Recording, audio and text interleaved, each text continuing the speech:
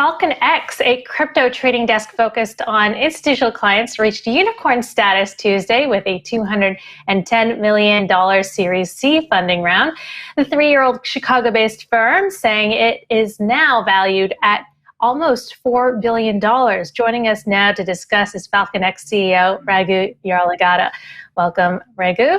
So let me just confirm, you guys basically an exchange for institutions, and you started during a crypto bear market after only 3 years as a startup. How did you grow so fast? First off, great to be back, Christine, Lawrence, and Emily. Thanks so much. So yeah, we're very fortunate and excited to become one of the most valuable institutional crypto companies. So to your question, what happened over the last 3 years? First off, when we started, we were in quote-unquote a bear market. And a lot of investors, friends, family are like, why are you starting a crypto company right now? One of the things that I've seen in my previous life, and some of the brightest engineers that I worked with in the past and from Google, we believe that tokenization is a much, much broader trend for the next decade than what we are seeing even now. So with that confidence, we came in. And another unconventional decision at that point was institutional crypto was not hot at that point at all. But we saw clear data that as the asset class becomes mainstream, institutions are going to be dominating the volumes, which we see today. So for those two reasons, we started as an institutional crypto company at that 3 years back. Over the last 1 year, Christine, to your question, our volumes grew tremendously. More importantly, our revenues grew 30 times with very, very strong margins.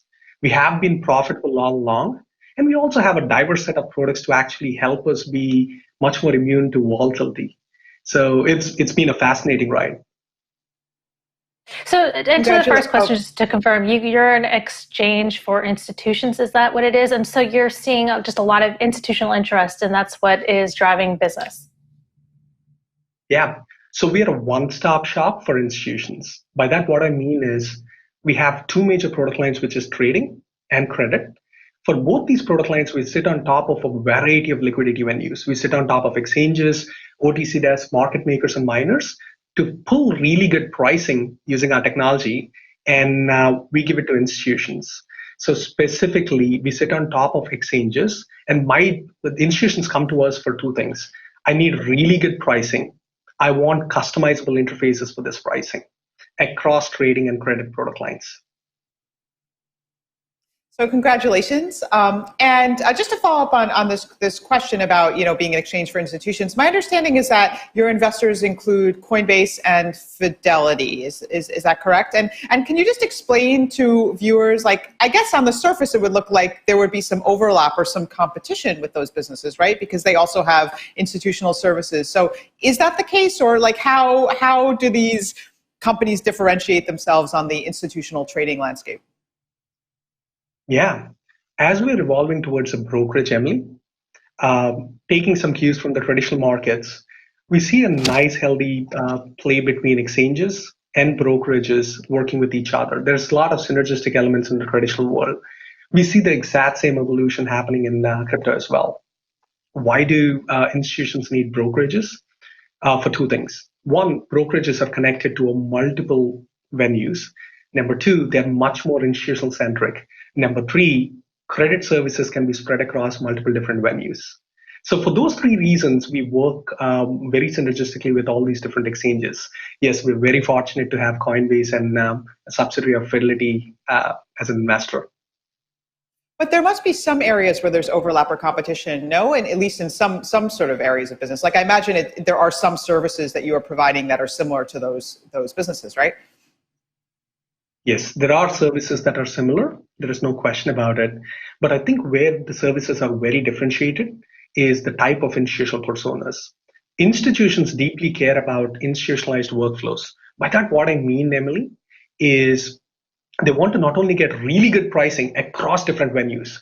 Going to one venue doesn't guarantee you really good pricing. And that's extremely important for institutions. The second thing, not only do you get this pricing, but you want to wrap this pricing with credit products. For example, if Emily wants to settle in 10 days, not T+1 day, which is the normal, we can facilitate that. So for those reasons, definitely institutions are preferring brokerages, and that era of brokerages is beginning to kick off. So Raghu, welcome back. Know your customer and anti-money laundering is a big issue in crypto for crypto exchanges. Granted, you are institutional focused. Nonetheless, some of the exchanges you might be dealing with are dealing with retail. Do you think regulators are doing enough when it comes to anti-money laundering and know your customer rules, enforcing it on exchanges? Do you think that they need to do more to enforce it? And what do you think of some of, for instance, these exchanges that might be skirting the rules on a big scale? What's your take on this? Yeah, that's a fascinating question, Lawrence. I mean, a lot of institutional customers are beginning to ask that repeatedly. I mean, for example, one of the largest hedge funds that we work with, that was their core focus yesterday when we spoke with them. And why is that important? First and foremost, it is very important for the space to be more regulated, for institutions to feel comfortable. And the most recent limelight, whether it's in the form of infrastructure build or different comments from regulators, that's actually becoming a positive sign for the industry because crypto is now mainstream and regulators are actively considering about how to foster innovation while making sure it's safe for everyone, investor protection as they call it. So for these two reasons, institutions do feel comfortable that regulators are coming in. To specifically answer your question about KYC AML, it is extremely important in that, first and foremost, blockchain for the first time offers tools that can make your money laundering enforcement so much better than the traditional world. For example, in the traditional world, a lot of times money laundering is just a spot check, right? As regulated by the government as what your firm defines. But institutions like FalconX, I mean, we do continuous money laundering because we constantly watch blockchain for every single transaction an institution is doing. So to answer your question, yes, regulators are coming in, and that is important for institutions. Institutions care about KYC AML being done properly on these venues, exchanges and us, and the sensitivity is increasing for sure. If an exchange is being not too straightforward there, they're moving away from these exchanges. We are beginning to see that. And exchanges can definitely do more. And it's great to see some of the best platforms actually taking proactive steps to do continuous AML, including FalconX. So somewhat related, a recent analysis done elsewhere showed that about a third of all Tether went to Cumberland, another third went to FTX.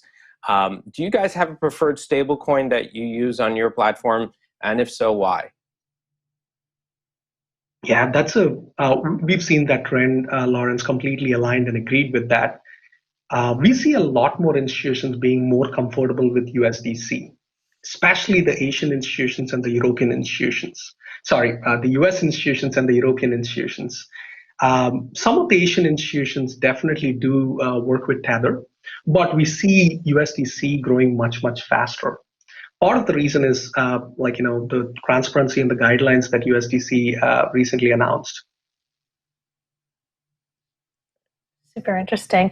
I want to bring up this chart from KPMG. They recently came out with a report saying that investment in blockchain and crypto the first half of 2021 exceeded the total for each of the previous 3 years. Moreover, the total was reached from a smaller number of deals, pointing to a greater average value for individual transactions. Are you seeing this play out in your fundraising experience? Is this a sign of a more mature market?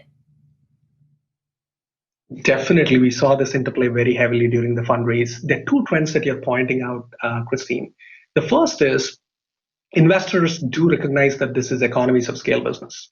Whether it's a one-stop shop, or exchanges, it's classic network effects driven business. What that means is the big are going to get super big. So for that reason, there is consolidation in terms of larger rounds for fewer players. So that trend is continuing. The second thing is we're sitting on a mega trend of tokenization of value. If you look at the round construct, we not only have some of the world's best venture capitalists, but we got corporate strategy, and we also have some of the best hedge funds coming in. Why are these three categories intersecting in crypto investments? And it's a very rare thing to see these three top players intersect, primarily because of tokenization of value. What is tokenization of value? I'll give you an analogy. If we are not happy, if we cannot accept Google and Amazon working only 5 days a week, why are we all okay with our traditional financial services working only 5 days a week? Your trading, your banking, everything works only 5 days a week. Now, blockchain for the first time proved at scale, at $2 trillion market cap scale, that these services can work reliably 24/7 in a truly global manner, and they're much more accessible. And the institutions clearly believe that this is starting with crypto, but crypto is not the only use case. DeFi, we are seeing a lot of volumes there. So that is a big reason why a lot of institutional investors and the traditional investors are coming in. So I have a question about institutional investment just on a global scale. Do you have a sense, even from your business or even from your observation, like where the majority of institutional investment of crypto is coming from? Is it really US dominated, or are there other players that are starting to catch up? Where is institutional investment coming from globally?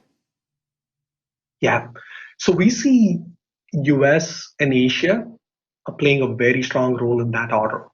We also have, not just with FalconX, but with other firms as well. There is some interest in Europe, but predominantly it is US and Asia centered, Emily.